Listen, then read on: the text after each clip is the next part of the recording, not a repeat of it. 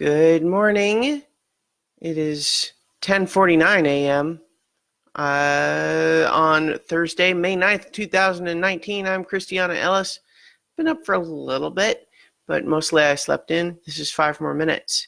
So, once again, I have utterly failed to try to reestablish a normal schedule. But, as I've been working from home, it gives me more flexibility, so it's not been a huge problem necessarily. But yeah, I stayed up late last night. A lot of that was a very late running session of so many levels, which was lots of fun, but did run late, and so slept in. I'm also just kind of inordinately pleased with what my hair is doing this morning.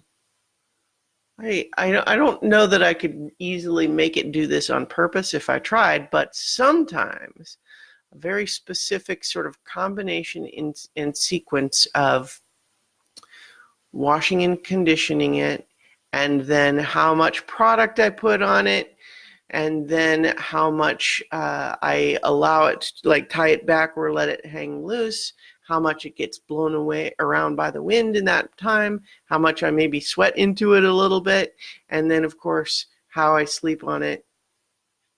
So sometimes it does this. Can I reproduce this on command? No. Anyway, but I kind of like it, doing this crazy thing.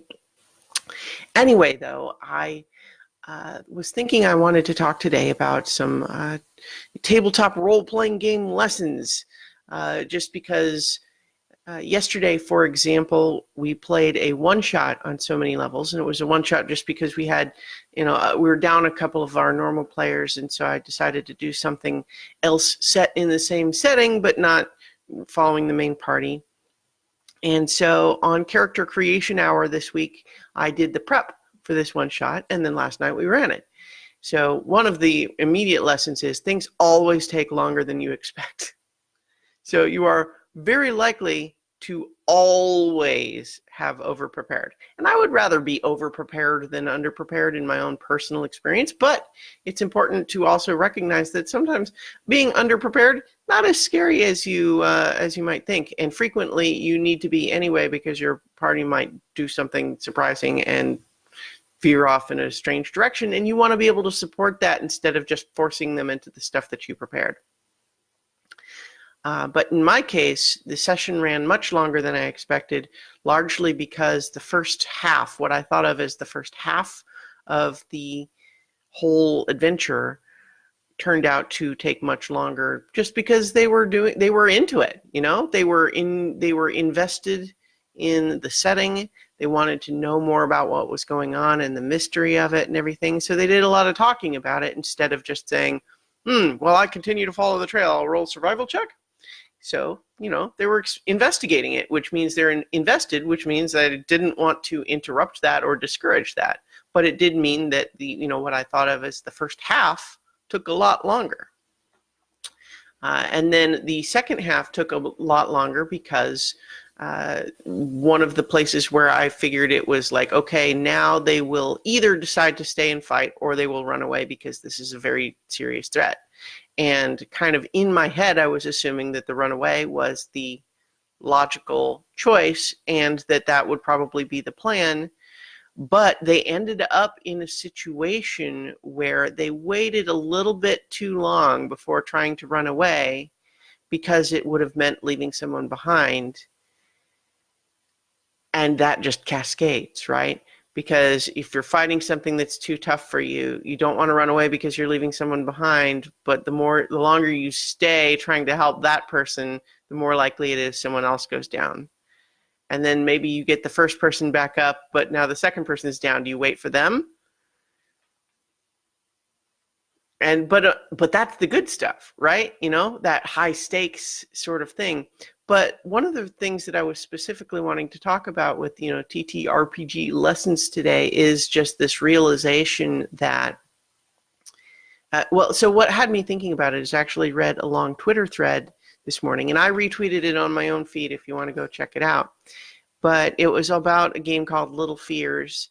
But most of the story, which is also reporting an excellent, amazing session of a game, the DM writing this thread talks about how often they try to discourage the party from going a certain path, trying to tell them this is maybe too dangerous, this goal that you have is probably not possible, that sort of thing.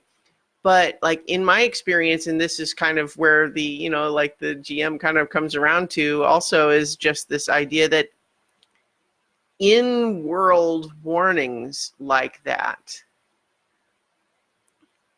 are there. You can't help but metagame with that sort of thing, right?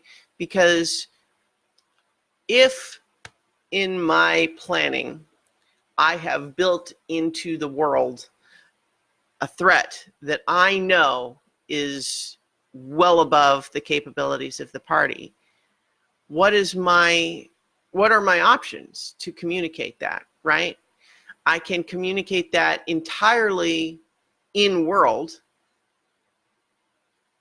where the possibility is that the party will say, oh, that's very cool, but I trust the DM to not put something in here that will just kill us. So what you're doing is you're just building up the mood. You're making it sound really scary, and now they want to go see what it is. The flip side of that is you can just say, yeah, you guys, your characters are not high enough level to deal with that, so I would advise going in there because it'll just kill you. And that's no fun either, right? Because, you know, nobody wants to have the immersion broken like that. And that would also just raise the question from the players of like, well, okay, if you're going to have something in the game that you're just going to straight out tell us not to do, why bother? Like, why bother having it? Why did you make that exist? Now, there might be answers to that. It's like, well, I'm foreshadowing something you guys are going to do 5 levels from now. But by and large, I think that the goal, you know, is sometimes a compromise. Like, I do occasionally give my players slightly meta advice. Like, if I notice that they are kind of dug in to the combat and they seem to be just preparing for a fight to the death when I was imagining that they might try to run away. Running away is something that it's hard to make TTRPG players do, right? It's not what the normal game is kind of supposed to be about. But so when you are prepping a session, try to be aware that any scenario that might call upon the players to retreat, you have to handle that really delicately, because it's not going to be in most players' instinct to retreat from anything, even when it seems like it's going extremely badly. And so what you might need to do is start dropping hints like, hey, before you take your turn, make a perception check. And then almost no matter what they get, oh, you notice that over in that corner seems to be the inside of a secret door that might lead outside. Now, they didn't look. They didn't think to look. As far as they knew, there was one way out. They didn't look for some other way out.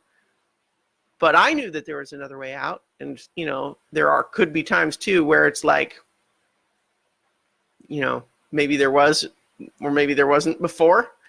But, you know, you can toss in those little sort of hints to give them the awareness that there are other options.